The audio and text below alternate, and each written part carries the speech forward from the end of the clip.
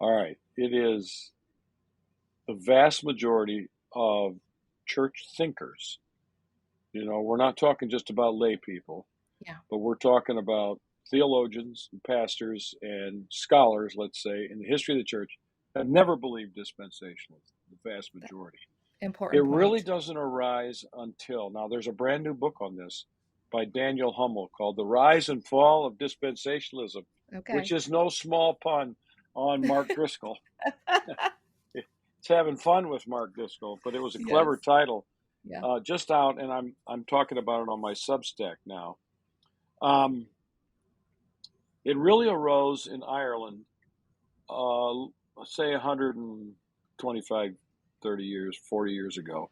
So in Um, the whole history of church fathers and thinkers, it is really a very new idea.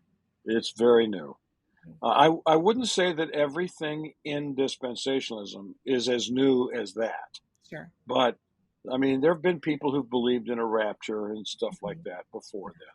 But by and large, there's the system of dispensationalism is mostly a 20th century phenomenon, Yeah.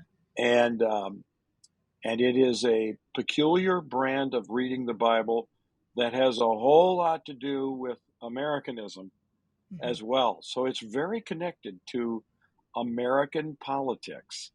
Mhm. Even though it arose in Ireland, which it didn't have that same politic, but it did Yeah. have anti Church of England politic in it, and Mm, that means interesting. anti, Ireland, the not the Republic, but whatever. It was against certain systems that were connected to politics, but when it came to the United States, it morphed into a much stronger political understanding of America and its role in the world and its place in the world powers, and that we are on the side of Israel, and therefore God's on our side, and therefore God's against those godless Mhm. Europeans who are forming the so called European Union. And Amy, here's the funny thing.